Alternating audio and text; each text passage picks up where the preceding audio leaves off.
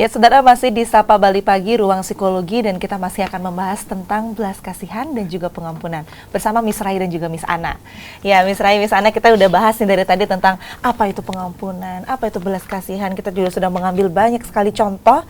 Tapi saya ingin tahu nih, tentunya ketika kita ingin menjadi orang yang penuh dengan belas kasihan, kemudian ingin bisa mengampuni orang, pasti ada hambatan-hambatannya. Pasti ada yang membuat kita berpikir, apakah benar aku memaafkan dia? Apakah benar aku mengasihi dia? Itu pasti ada ya. Nah, kira-kira hambatan apa saja yang mungkin muncul? Yang mungkin saudara di rumah harus tahu, sehingga kalau perasaan itu muncul tidak membuat rasa belas kasihan atau pengampunan itu menjadi berguna. Oke. Baik, Mbak Nitya, kalau kita kata maaf gitu ya, meminta maaf, memaafkan, itu kelihatannya kan memang gampang sekali untuk diucapkan. Iya, aku memaafkan kamu, gitu. Tapi kita nggak tahu dalam hati seperti apa. Iya, dalam hati seperti apa dan bagaimana ketika proses memaafkan itu terjadi. Karena ketika proses memaafkan itu terjadi, tentunya waktu yang dibutuhkan sangat lama. Iya. Dilihat juga siapa pelaku yang kita berikan maaf itu. Biasanya kan begitu. Ketika orang yang kita berikan maaf itu adalah misalnya katakanlah pasangan kita, itu kan akan membutuhkan energi yang lebih ya daripada mungkin orang yang ya mungkin kita lihat hanya sekali dua kali mungkin di mall atau di mana dia menyenggol kita, itu kan beda. Tapi ketika memaafkannya dengan kesalahan yang tingkatnya lebih tinggi, disitulah mungkin berperasaan, emosi, semua akan terkuras. Nah, itulah akan kita lihat bagaimana memaafkan itu begitu mudah untuk diucapkan, tapi begitu sulit untuk dilakukan. Berarti beda orang atau beda kedekatan kita dengan individu itu beda ya cara kita atau tempo waktu kita untuk bisa memaafkan orang ya? Bisa jadi seperti itu. Bagaimana relasi kita dengan orang tersebut akan mempengaruhi kita memaafkan dia, atau bagaimana luka batin yang kita terima dari orang yang menyakiti kita. Memaafkan itu kan kita menghindari diri dari perasaan dendam. Bagaimana pengaruh dendam itu juga akan berdampak kurang baik bagi sisi psikologis kita, ya.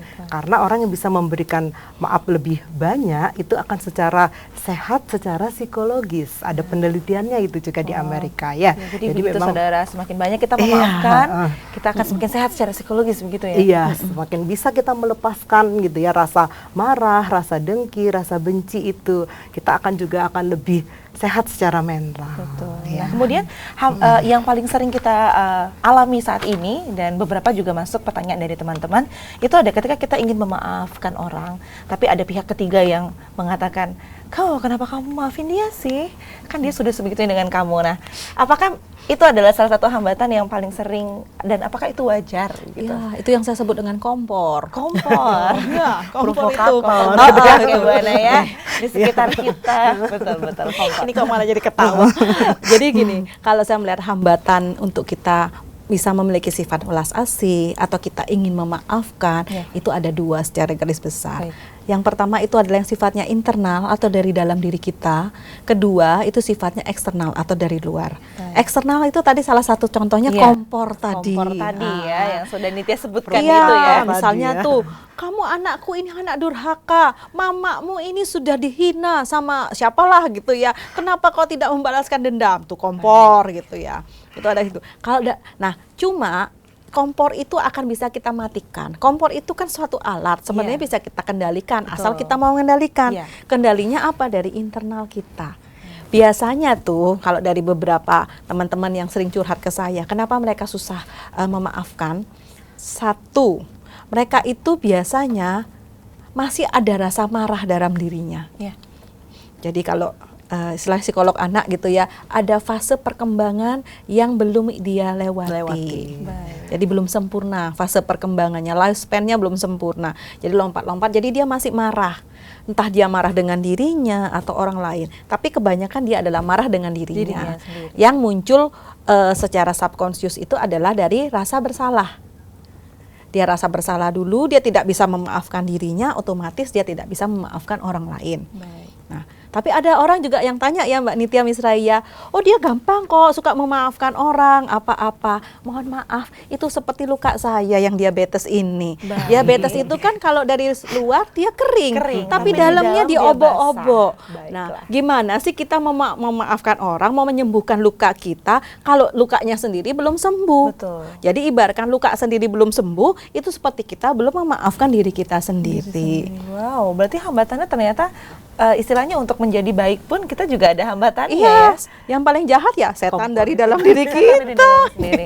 Nah, sebenarnya hal sederhana apa yang paling mungkin kita lakukan untuk bisa tetap berbuat belas kasihan, kemudian untuk tetap melakukan pengampunan di tengah struggle tadi, di tengah masalah itu yang paling khususnya itu adalah dari diri sendiri.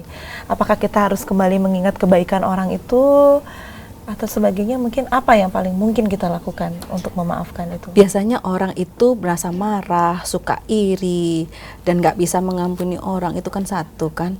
Dia selalu ngelihatnya ke atas, selalu merasa hidup paling menderita. Betul, wow. Padahal kita hari ini nggak bisa makan ayam, udah teriak-teriak. Padahal orang di sana dia dikasih makan nasi aja sama garam, dia sudah syukur-syukur. Nah, kadang dari lingkungan kita, bahkan mungkin dari mohon maaf media melalui iklan-iklan itu mengajarkan kita untuk konsumtif dan sebagainya. Jadi kita hanya taunya kalau orang Bali ngomong danga aja, akhirnya begitu ada batu kita kesandung jatuh. Betul. Berarti kita harus balance ya, melihat ke atas dan juga Betul, melihat melihat ke atas dan Betul. ke bawah itu satu. Kedua, kemudian bersyukur. Iya. Kalau kita tanya ke pemirsa, berapa banyak pemirsa di sini yang baru bangun tidur merasa, oh syukur, aku jantungku masih berdetak gitu ya, syukur, aku masih bisa melihat. Saya yakin nggak sampai 1% dari Alarmnya kita sudah terlalu kencang, Iya. Bu Ana. Terus tiba-tiba langsung buru-buru langsung ke kamar mandi. langsung Udah ya. loncat. Jangan sampai ya. Yang dipegang HP duluan. HP duluan. HP duluan. Iya, iya, Wah, iya. tapi benar-benar saya pernah baca di salah satu buku juga yang mengatakan kalau kita baru bangun dengan rasa bersyukur, itu juga menjalani harinya lebih positif ya Bu Ana ya. Betul, karena moodnya lebih bagus. Nah, kemudian lagi ya itu tadi, kenapa kita bisa lebih itu? Kita lebih resilient, kita lebih bagus. Baik. Jadi maksudnya resilient itu kalau kita lebih acceptance terhadap diri kita bisa menerima. Akhirnya kita tahu bahwa, oh ini loh saya. Dan ada satu tips dari dia tuh yang dia berikan ke saya tuh ya.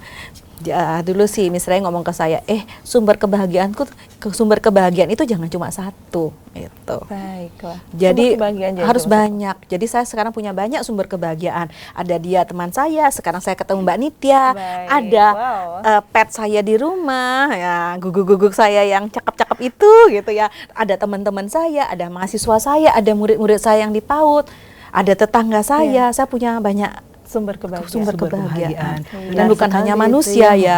Bisa jadi mungkin dari buku kita, Betul. Dari gelas hobi. kita, dari hobi Iya. gitu. Iya.